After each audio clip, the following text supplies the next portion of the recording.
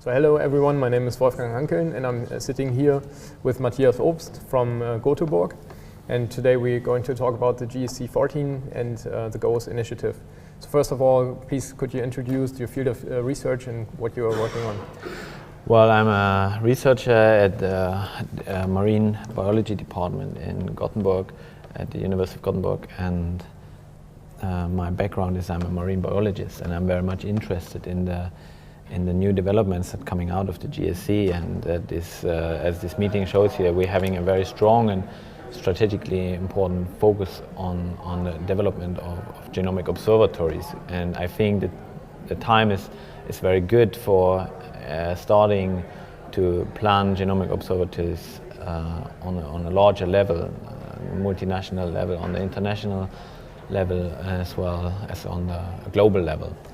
So is it your first time here at the GSC? No, we already had a history of 2 years together with the GSC. And what are the themes that were particularly interesting to you to join this meeting? Well, this is exactly the genomic observatories theme, that we are starting to have a communication on all levels now across nations, but also on all the components that are important. All these people and representative programs are here, and they're talking, trying to draw a map of how genomic observatories could be built. So first of all, can you maybe explain what is a genomics observatory in your words? Well, a genomic observatory is a part of a biodiversity observatory system. So genomic observatories, once we build them, they will not be separate entities. There will be a component in an existing infrastructure that is out in contact with nature and can sense things by using the genetic information that is available there. So that is making sensor networks and making biodiversity observations in the field is nothing new. These are programs and infrastructures that already exist, and there is a very strong effort right now to coordinate those infrastructures across ecosystems, and the genomics component has to be inserted at this point. That is very important. So why is it important to set up such a GOES network?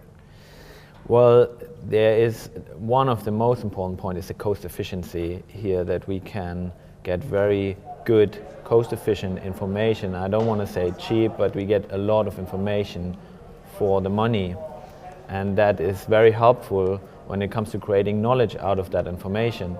So we will get a lot of knowledge for the money, so to say. And who will benefit most from building up this network? Well, there's a lot of beneficiaries. There's a very large potential for societal benefits that come from that will come basically from a much better understanding of the processes that go on in the sea. You see, I'm a marine biologist, and the GOs will not only be in the marine environment, but I'm thinking of the geos in the marine context. And what I always loved about the marine world, what inspired me always since I was a child, is that you can't see it. You don't see what's going on under the surface, and that gave rise to a lot of the mysteries about the sea.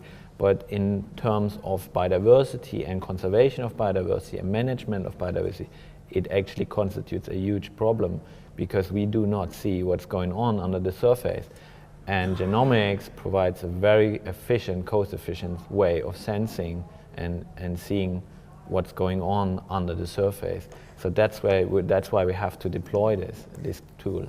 And what are the most interesting questions now concerning these things that are going on under the surface that you would like to answer? Well, these are the processes. First, there's the scientific part, that many of the biological process we just still don't understand. That's very basic research questions. But the thing that really makes this an urgent matter is that the processes are running out. They're running out of our control, and we are losing biodiversity at a very fast pace. And we have come to an understanding now that as we lose biodiversity in our ecosystems, we will have to face very significant socio-economic problems. They will come as a consequence of this, and therefore we need to handle biodiversity. We need to understand the patterns and the dynamics behind biodiversity. So genomics is a very good, very cost-efficient tool to measure biodiversity in time and space. You mentioned already earlier that you are planning to integrate it in existing infrastructure. So what are the plans there? Yes, so the infrastructures that exist on several layers. You have sensor networks that are already existing out there. They are deployed at land and in the sea. They are the points where we are collecting data from nature. So the next level is where the GOs have to be integrated is the actual data. Where do the data go? So there are data repositories for all kinds of data, genetic data, species data, environmental data. And these have to be connected, these two levels have to be connected, and that has to be fed into the third level of integration, and that is the analytical platforms that we are building right now to analyze all these data together. So genomics is just one part of all these data, but it's a very important part. So I think we have covered most of the question. Is there anything you would like to add? Yes, we have what we realize, because I work a lot with the analytical side of biodiversity data, so we're trying to integrate genomic data with non-genomic data like species and environmental data. And what we realize is that the data that are out there today, that we have in the museums, that we have in GenBank, they are not consistent.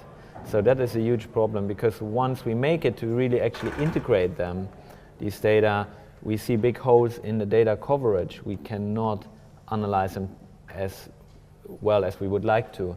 And what we need here is a very consistent sensor network. So at the lowest level of organization where we are actually in contact with nature, we have to have a much more harmonious and much more consistent data collection. And that regards all types of data collection, but the genomics is very important here too. So here we really have to develop all these three levels of integration at the same time to be able to have more consistent data collection. That is really important. All right, so thanks a lot for your time and have a good meeting. Thank you very much.